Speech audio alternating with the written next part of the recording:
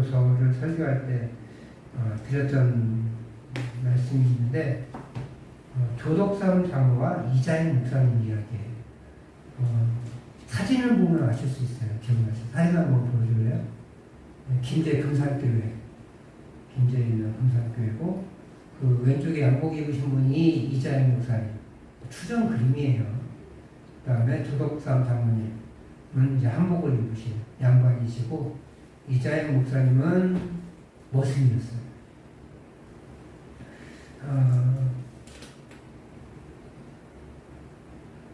기억을 못하실 거라 생각하고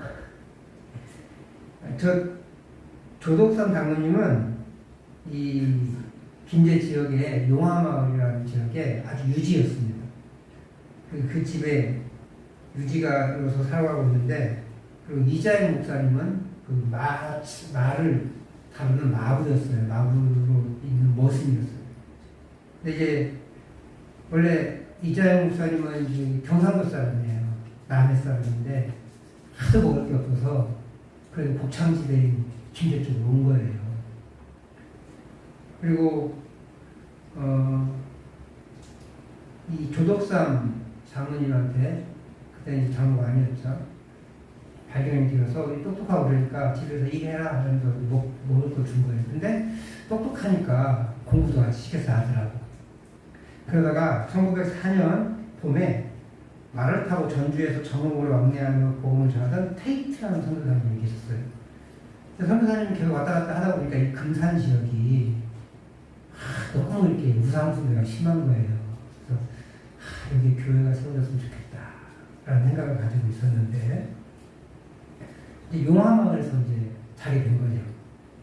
조덕삼의 집에서 이제 말을 맡기고 거기서 이제 사랑채에서 자게 됐어요. 근데 이렇게 오랫동안 테이트 선교사를 보았는데 이 선교사를 보니까 동네가 굉장히 잘 사는 사람이었던 거예요. 그래서 이제 영어는 안 되고 한국말로 했겠죠. 여보쇼, 당신 나라가 그렇게 살기 좋다는데 부자였던 것 같은데 왜 그 나라 떠나서 이 가난한 조선 땅에 왔어? 이렇게 물어봤답니다. 그래서 테이트 선교사님이 이렇게 대답했대요. 하나님의 특별한 사람 때문입니다. 뭔 말인지 모르잖아요. 근데 어쨌든 이렇게 헌신하는 이 사람을 보면서 뭐길래 하나님이라는 양반이 뭐길래 저 편리한 삶, 편안한 삶 나도 여기까지 왔을까 라는 생각을 갖기 시작하면서 이제 그럼 당신 소원대로 사랑채 내줄 테니까 여기서 예배 보시오 이렇게 했어요. 예배 드리시오도 아니고 보시오 이랬대요. 그래서 이제 금산교회가 시작된 거예요. 그리고 이제 자기네 집에서 예배하니까 가솔교 다니고 예배 드렸을 거 아니에요. 그러다가 이제 이자의 모습으로 함께 예배를 드리기 시작한 거예요. 그러다가 1907년에 금산교회가 장로님을 세우게 했어요. 근데 저 두 분이 영수라는 직책을 담당하고 있었어요. 뭐냐면 목사님이 안 계시잖아요. 목사님 안 계시니까 이 선교사님도 순회 선교사 딱 정책해서 하는 게 아니라 옛날에 다 돌아다니면서 선교했거든요. 숫자가 많지 않으니까. 그러니까 선교사 대신 행정업무도 보고 설교하시는 직분이 영수였어요. 요즘 말로 하면 안 수 있다면서요.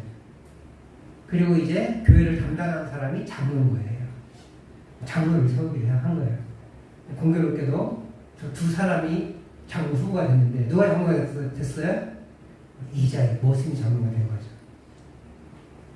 신분제도가 아주 철저했던 시대에서 이때까지만 해도 아직 한일합방이 안 됐으니까 신분제도가 남아있는 상황에서 주인과 모습이 경쟁한다는 상상조차 없었고 사실 이자액이 그때 저는 종이 노예니까 하면 안 됩니다 이렇게 하고 빠져나가는 게 맞았겠죠.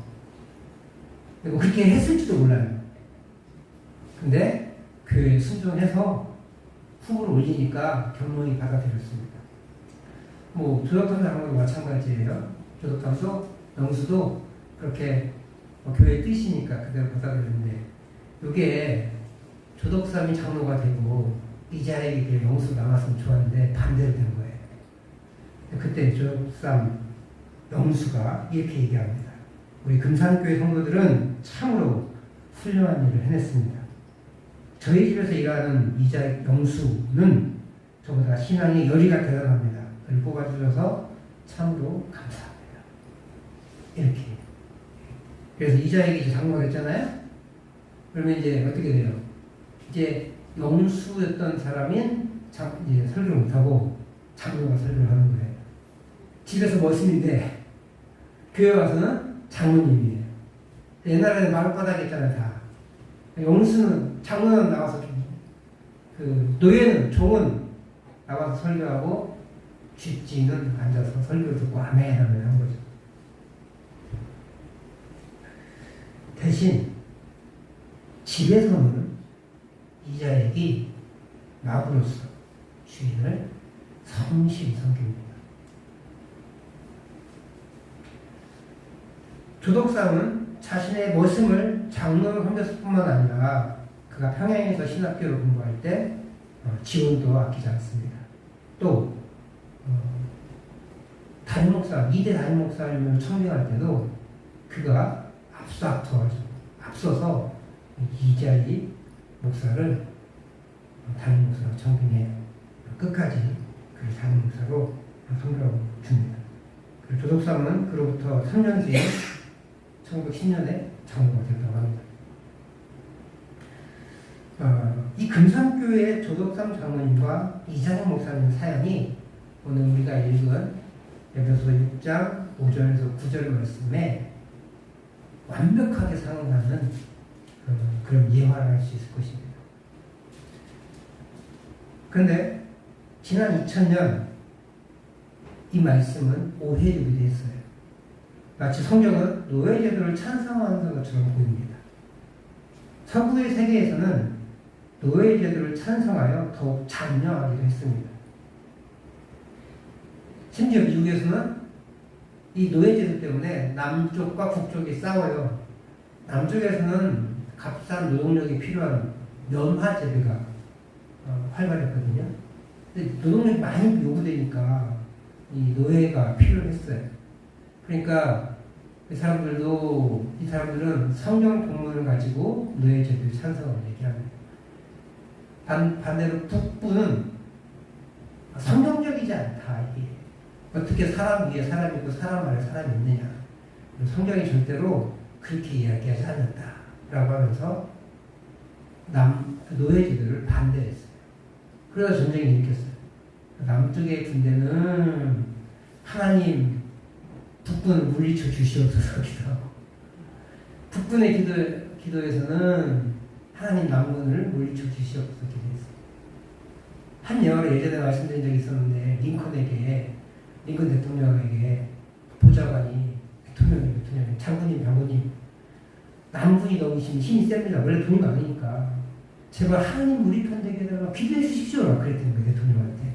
그러니까 대통령이 뭐라고 하냐면, 하나님이 우리 편 되게 하지 말고 우리가 하나님 편에 설 수 있도록 기도합시다. 결국은 남군보다는 북군이 승리를 했고 노예제도가 해방된 거예요. 그게 불과 200여 년이 채 안 됐어요. 남군도 북군도 모두 예수를 믿고요.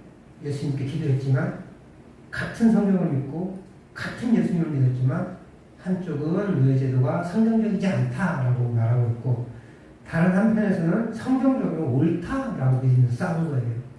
심지어 기독교인들이. 물론 거기에 돈이 들어가 있어요. 물론 지금이야 모두가 노예제도를 성경적이지 않다고 생각하고 있지만 불과 몇십 년 전만 해도 노예제도는 실존했습니다. 성경을 믿는 사람들조차 불과 100여 년 전까지 노예제도를 찬성하기도 했고, 그만큼 오해의 소지가 있었기 때문에 그렇습니다. 성경은 노예제도를 찬성한 것이 아니고 다만 사회에 이미 형성된 제도를 급격히 무너뜨리지 않는 거예요. 그래서 사회제도를 무너뜨린 게 아니라 내부로부터의 혁명을 바라고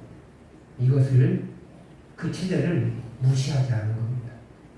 왜 그랬겠어요? 목숨을 살아야죠.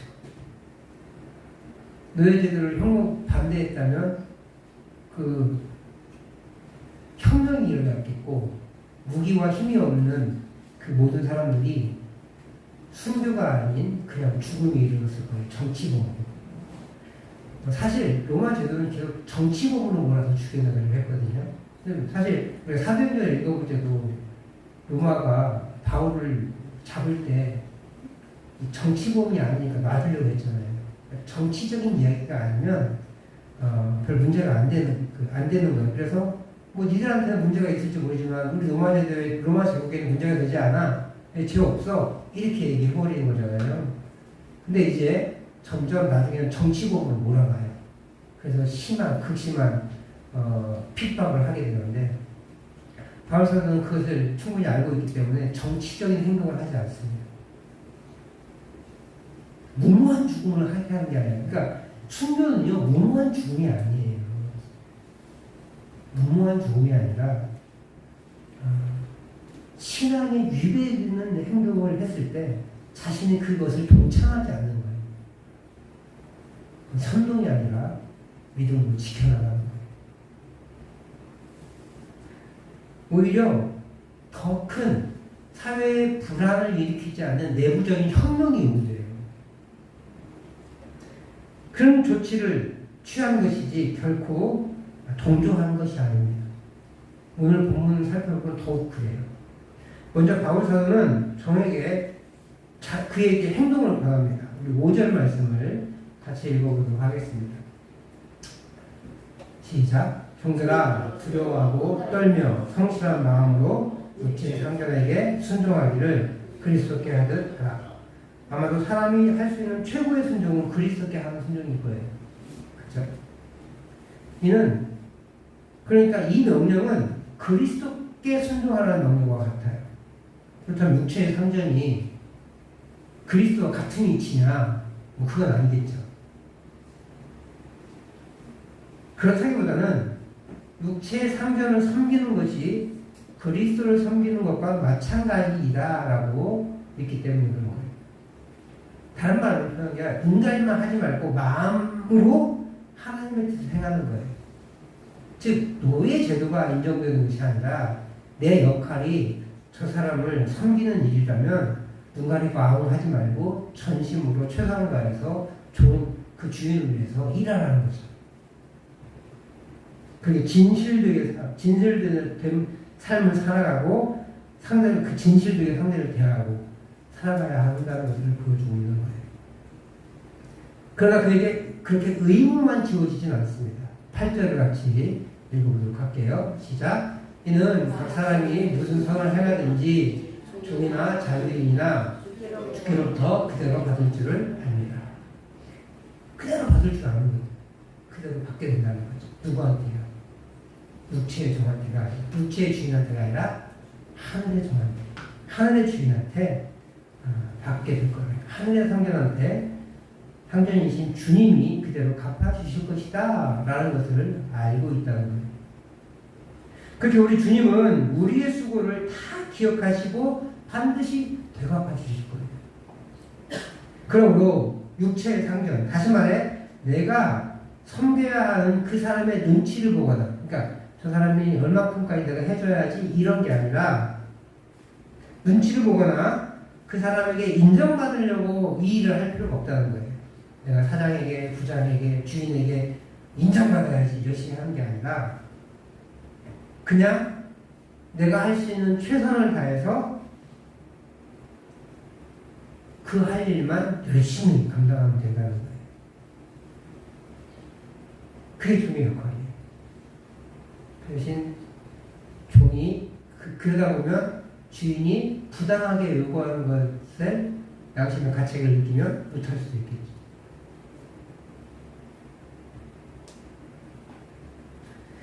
그것이 종으로서 상대에게 복종하고 순종하는 일인 거예요. 하나님은 그것을 종된 우리에게 요구하고 있으십니다. 그리고 그것을 그대로 갚아줄 거다라고 말하고 있어요. 그게 종의 역할이에요. 그냥 내 위치에서 나의 삶을 열심히 살아가는 것. 우리가 직장 생활을 하게 되면 관리자 없으면 땡땡이 까고 일 대충 하고 설렁설렁하고 그런 게 아니라 내가 할 수 있는 열심히 최선을 다해서 그 감당해 나가는 거죠.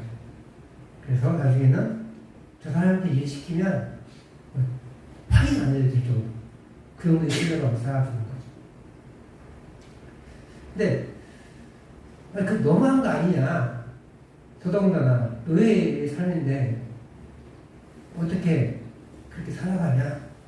왜 너무 큰 걸 요구하는 거 아니냐 라고 얘기하지만 더 놀라운 것은 사실은 구절이에요. 구절을 같이 한번 읽어보도록 하겠습니다. 9절 시작. 상전들아 너희도 그들에게 이와 같이 하고 유업을 긋지라. 이는 그들과 너희의 상전이 하늘에 계시고 그에게는 사람을 외모로 취하는 일이 없는 줄을 너희가 압니다. 상전에게도 짧게 얘기해요. 어제 부모가 지난주도 짧았던 것처럼 두 가지로 말합니다. 하나는 빨간 글씨, 하나는 파란 글씨.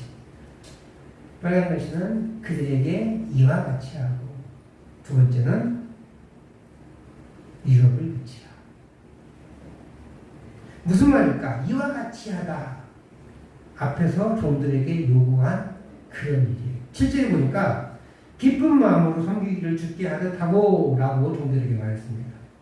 기쁜 마음으로 섬기기를 주께 하듯.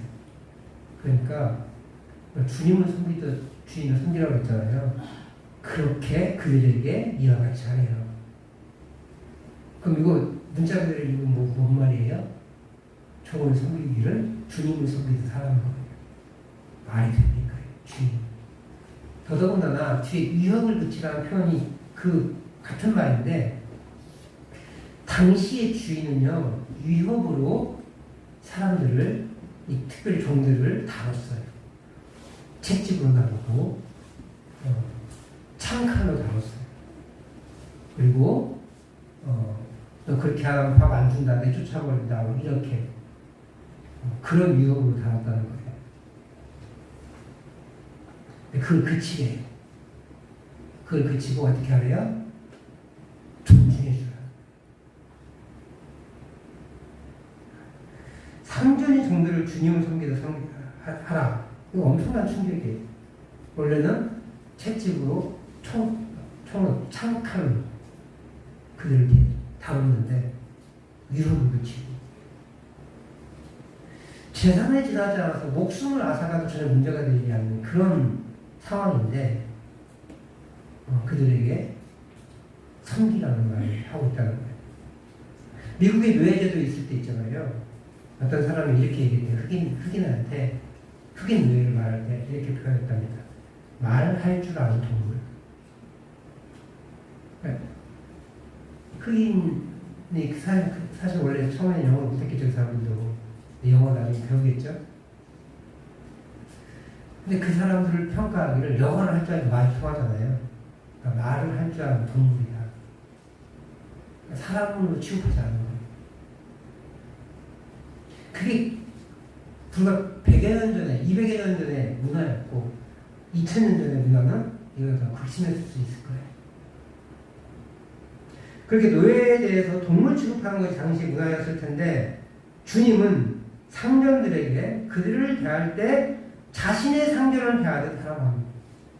다시 말하면 그래도 좀 우리 편으로 유하게 표현하면 인격적으로 자신과 동등하게 대하라 이런 의미예요. 왜냐하면 그들과 노예들과 주인, 상전 자신의 상전이 하늘에 계시기 때문에 그렇게 주님의 가르침은요 혁명적이에요. 실제로 혁명을 일으키지 않았어. 하지만 마음의 혁명을 일으켜야 돼요. 하나님은 제도의 변화를, 제도의 어떤 반영을 꿈꾸는 게 아니라 마음의 혁명을 꿈꾸셨어요. 그러면 자연스럽게 제도가 자연스럽게 교정돼요. 피로 교정되는 게 아니라 제도를 바꾸면 피로 되는 거죠. 마르크스가 공산주의를 만들 때 성경을 통해서 만들었거든요. 그 사람이 신학을 공부했대요. 안타깝게도. 근데 그 사람이 한 가지 오류를 범했는데 피의 숙청을 허용한다. 그 과도기에는 피로 숙청할 수 있다라고 표현한 거예요. 성경을 제대로 이해하지 못하고 겉핥기로 아는 인간들이 꼭 이렇게 사건을 벌입니다. 성무당이 살아남는다고 하잖아요. 마르크스와 레닌은 성무당이었어요. 신학교 공부 1년밖에 안 했거든요. 심지어 3년한 목사님들도 가끔 성경을 잘못 오해해가지고 이상한 짓들을 하시는데 성경을 많이 알면 많이 할수록 제도를 바꾸려고 하지 않습니다.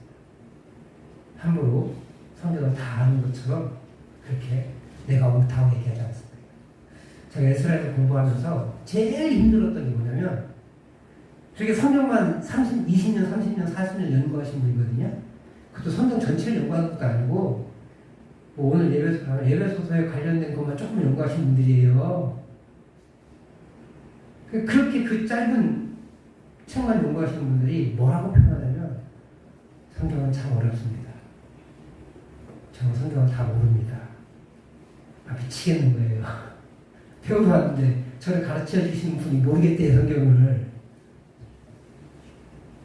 많이 아시니까 얼마나 자신이 더 모른다는 걸 알고 있는 거예요.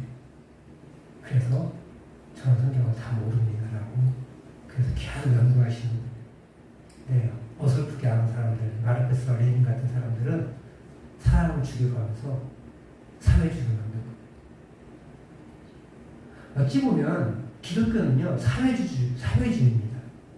하나님 독재주의예요. 그리고 나머지 다 평등이에요. 겉모습은 봤어요.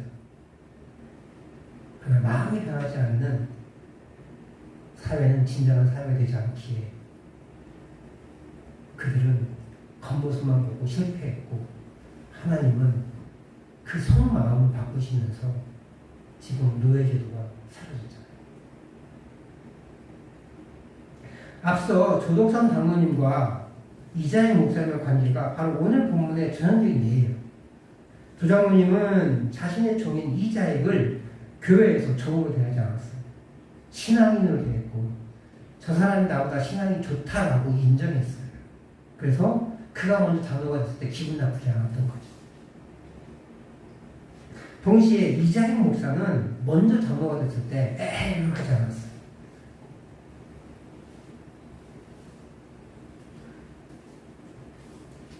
그리고 조덕삼 장로님은 신앙인으로 대하고 그것을 장로도 먼저 인정해주고 목회자가 될 수 있도록 신학 공부를 후원했고 이대 담임 목사로 청빙하며 적극적으로 지지한 거죠. 그럴 수 있는 이유가 뭐예요? 상대를 종으로 대하지 않고 신앙인으로 한 인격체로 대했기 때문에 그런 거예요. 동시에 이자희 목사님도 교회에선 성도고 장로였지만 그리고 나중에 담임 목사였지만 집에 가서는 종으로서 자신의 역할을 충실했습니다. 모르겠어요. 목사가 된 후에는 교회가 목사의 생활비를 책임져 주거든요. 그렇게 해야 되는 거잖아요. 그렇기 때문에 아마 그때는 종 노예상을 하지 않았겠죠. 사실 신분상으로는요 바꿀 수가 없어요. 그 당시에는 뭐 족보 사가지고 바꿀 수 있었겠고 그리고 이 당시에 이제 1910년 이후에 1910년 이후에는 이제 일제 강점기가 시작되면서 노예제도가 좀 많이 흔들어지면서 뭐 이렇게 흩어졌긴 했겠지만 어쨌든 이자희 목사가 이제 목사님이 됐을 때 노예생활을 하지 않았을 거라 생각이 들어요. 그런데 그 전까지는 자신의 주인인 조덕삼 장로님을 자신보다 직급이 낮은 영수로 대하지 않고 주인으로 올바르게 생각하는 것. 자신의 신분을 만족하지 않고 종의 역할을 감당해 나갑니다. 그럼 후에 목사가 되어서 또 자신의 목회관을 가지고 내 종이 내 상전이었지만 또 장로로서 협력하며 그렇게 교회를 이끌어나갔고, 그래서 대한예수정회 총회장을 3번이나 역임했어요. 사랑하는 성도 여러분, 직장 생활에서도 마찬가지겠지만 오늘 본문의 가르침은 사람을 대하는 모든 태도에 관한 문제입니다. 사실 우리가 서로 복종하라는 에베소서 5장 21절의 가르침을 가정에서 일어나는 관계를 배우고 있는 거잖아요. 그래서 부부 관계에서는 남편과 아내로 어떻게 서로 복종하는지, 또 부모 자녀 간 관계에서는 어떻게 복종하고 순종하는지, 그리고 오늘 마지막으로 종과 주인으로서는 어떻게 서로 복종하고 순종하는지를 이렇게 3주에 걸쳐서 배워봤는데, 그것을 한마디로 표현할 수 있어요. 복종이라는 말을 다른 말로 바꿔서 한마디로 표현한다면 상대를 존중하고 한 사람의 인격체로 대하라라는 거예요. 직분이나 나이나 역할이 상대를 결정하지 않고 인격 그 자체로 대하는 것이 서로 복종하는 것임을 깨닫게 됩니다. 다시 말하지만 서로 복종한다는 말 말이 안 돼요. 이론상으로만 가능하지. 누군가 나에게 막 복종하면, 막 높여주면 내가 진짜 높은 사람을 생각하기 쉽잖아요. 그러다가 에헴 하고 막 그러고 다니기 쉽잖아요. 사실 정치인들 그렇잖아요. 선거처럼 막 굽신굽신 하더니 선거 당선만 되면 마치 국민들을 자기 몸종 생각하듯이 하는 사람들이 굳이 있었거든요. 반대로 우리 유권자들도 마찬가지예요. 선거를 할 때는 막 애행거리면서 돈도 받아먹고 뭐 음료도 밥도 받아먹고 그러시다가 그 양반이 이제 대통령이나 국회의원이나 의원이 되면 막 굽신굽신거리고 아이고 의원님 아이고 의원님 그래요. 그러지 말라는 거예요. 그냥 한 인격체로 의원이면 의원으로서 역할을 감당하고 나는 나대로 역할을 감당하면 돼요. 그냥 서로 존중하면서 인격체로 대하는 거예요. 그 사람이 힘이 있어서 내가 그 사람이 잘 보이면 뭐 좀 떨어지는 꼼꼼함이 있겠죠. 있기는.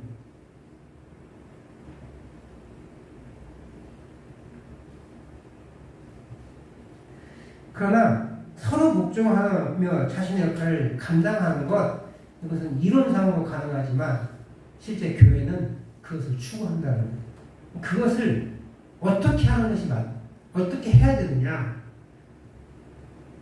서로 인격체로 대하는 거라는 거예요. 인격체. 서로 무시하는 게 아니라 애들 조용히 해! 막 얘기하지 않고, 우리 교회 아이들이 귀하니까 뭘 해도 이쁘지만 서울에 애들 많은 교회는요, 애들 떠들잖아요. 저거 하고 있어. 눈치 주고 그래요. 저는 그러잖아요. 애들 떠드는 게 정상이야. 안 그러면 병난 거야. 어쨌든 신실하고 전심으로 그리스도께 대하듯 상대를 대할 때 우리는 하나님 나라의 아름다운 공동체를 세울 수 있을 것입니다. 내가 직분이 높다고 나이가 좀 있다고 애물거리고 있을 게 아니라 이렇게 생각하면 될 것 같아요. 우리 권사님들이 저를 그냥 좋아서 좋아해 주시고 사랑해 주셔서 저한테 굉장히 존중해 주시잖아요. 저를 목사이기 때문에 그렇겠죠. 근데 이런 관계가, 저도 우리 권사님들 사랑하고 좋아하는데 그런 관계가 일어나야 하는 거예요. 성도 간에도. 어떨 때 가능하냐? 빌립보서 2장 3절에서 바울사도가 얘기합니다. 같이 한번 읽어보도록 하겠습니다. 시작. 아무 일이든지 다툼이나 허영으로 하지 말고 오직 겸손한 마음으로 각각 자기보다 남을 낮게 여기고. 아멘. 겸손함으로 자신보다 남을 높게 여기라는 거예요. 낮게가 낮아짐이 아니에요. 낮게 나 자신은 나보다 하수로 여긴다는 건 지읒이에요. 지읒. 남을 낮게 여기고 남을 나보다 높게 여기고 높은 사람으로 여기라는 거. 그것이 겸손이에요. 겸손한 마음으로 상대방을 존중해주고 높은 사람을 대하는 것이. 사실 제가 우리 권사님들보다 높지 않은데 권사님들이 저한테 높은 사람 대하듯이 대해주시잖아요. 그게 겸손이라는 거예요. 저는 실제로 우리 높으신 우리 권사님들을 높게 대하고 그게 하나님 나라를 이룬 공동체예요. 그게 우리가 추구해 나갈 공동체예요. 문제는 상대방이 미성숙해요. 그 미성숙함을 우리가 감당해 내줘야 돼요. 다시 말하지만 서로 복종한다는 것은 이론적으로는 되지만 일상에서는 불가능해요. 말 자체도 모순적이지만 이론적으로나 가능한 서로 복종하는 사이를 원하는 것이 성령의 가르침이라는 거예요. 그러므로 모든 성도가 같이 성숙해 가야 돼요. 우리 권사님들이 저한테 아이고 목사님 그러면서 존댓말 한다고 그래 우리 권사 김권사 잘 있었어? 이러면 돼요 안 돼요 제가? 안 되잖아요. 그죠? 반대로 우리 권사님들 집사님들이 저보다 나이 많다고 어이 김목사 그러면 돼요 안 돼요? 권위를 실추시키는 거예요. 나한테 저한테 있는 말씀의 권세를 누리지 않겠다는 뜻이에요.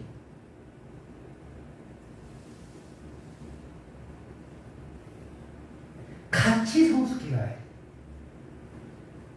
그럼 어떻게 상대방이 나를 높여준다고 내가 진짜 높은 사람을 착각하면 안 돼. 상대방이 날 다 맞춰준다고 그래서 그래 저 인간은 나한테 다 맞춰주는 사람이니까 내가 아무렇게나 해도 돼. 함부로 해도 돼. 말 찍찍거려도 돼. 이러지 않아야 된다.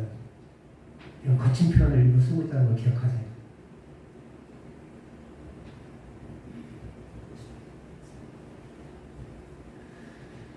우리가 교회에서 형제자라고 하잖아요. 근데 뭐라고 어떤 사람들이 형제라고 불러요? 학생은 아닌데 아직 집사님은 안 된 사람들, 그런 사람들이 형제의 자녀라고 부르잖아요. 근데 사실 그 잘못된 거예요. 모든 사람을 형제 자녀라고. 왜 그런지 아세요? 우리가 하나님을 뭐라고 불러요? 아버지. 아니 나도 아버지라고 부르고 여기 있는 우리 집사님도 양집사님도 아버지라고 부르니까 이론상으로 형제인 거예요. 이래서 형제예요. 하나님을 아버지로 모시고 있기에 기독교 공동체에 있는 사람은 다 형제인 거고 자매인 거예요. 남매이고. 그래서 형제님 자매님이라고 부르는 거예요. 이걸 막 강조하다가 그 기독교 형제단이라는 공동체가 있어요. 교단이 있어요. 미국이랑 우리나라도 있어요. 그런 게. 또 그 교회는 모든 자매가 직분이 다 형제예요. 직분 없어요. 장로 이런 거 없고 아마도 제가 얼핏 찾아보니까 목회자만 장로 형제 뭐 이 정도로 부른다고 하더라고요. 근데 끝내는 뒤에 형제를 붙여요. 낮추려고 그런 게 아니에요. 비하하려고 그런 게 아니라 제사장으로서 모두를 승격시켜주는 거예요. 그리고 하나님의 자녀로서 한 형제이기에 직분으로 지위고하가 나눠지지 않기에 그렇게 형제라고 부르는 거예요. 다만 말씀을 증거하는 자는 이 사람이 중요한 게 아니라 말씀 자체의 권위를 인정하기에 그 사람을 조금 더 존중해 주는 것 같긴 해요. 그 교회에서. 물론 나이가 깡패죠. 형제님 해도 나이 많은 사람들은 형제님 해도 좀 존중하고 그러겠죠. 똑같이 까겠어요. 그리고 형제교회라는 운동이 뭐 바람직하진 않아요. 직제를 거부하니까 그 초대교회도 있었는데 감독과 장로가 집사들이 있었는데 뭐 굳이 있었던 걸 거부할 필요는 없어요. 다만 그들의 정신은 나쁘지 않은 거예요. 쉽지 않아요. 저도 우리 어르신들한테 자매님이라고 부르더라고요.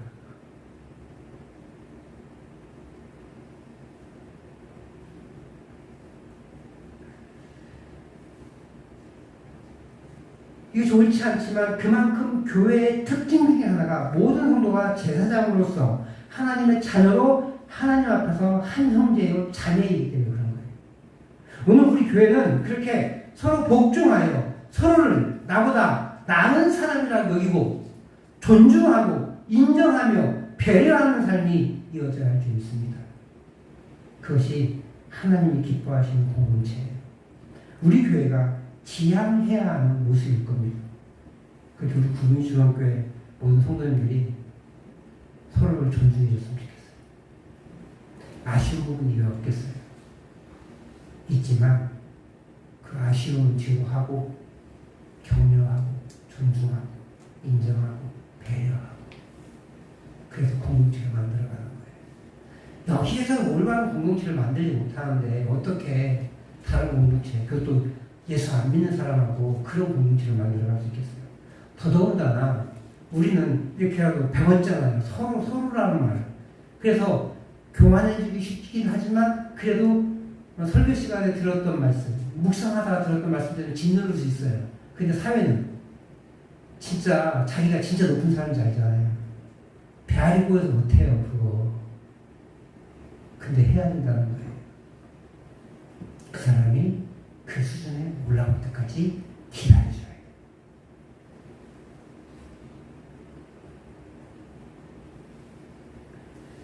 먼저 교회가 그 역할을 감당해야 돼요. 잘하고 계신 것 같지만, 우리가 잘하고 계시지만, 또 불쑥불쑥 올라올 때 속으로 무시하고 멸시하는 그런 일들이 있으면 가슴을 짓누르게 하십시오. 꼭 드러낼 필요는 없어요. 제가 하나님, 제가 저 사람 좀 무시했습니다. 용서해 주십시오. 이 마음 사라지게 해주십시오. 저도 그런 경험이 있는데 이유 없이 미운 사람이 있었던 거예요. 그 사람을 그 이유 없이 미워함을 없애는데 3개월이 걸렸어요. 20대 초반 때였는데 3개월 이상 걸리더라고요. 그 다음부터는 삶이 달라요.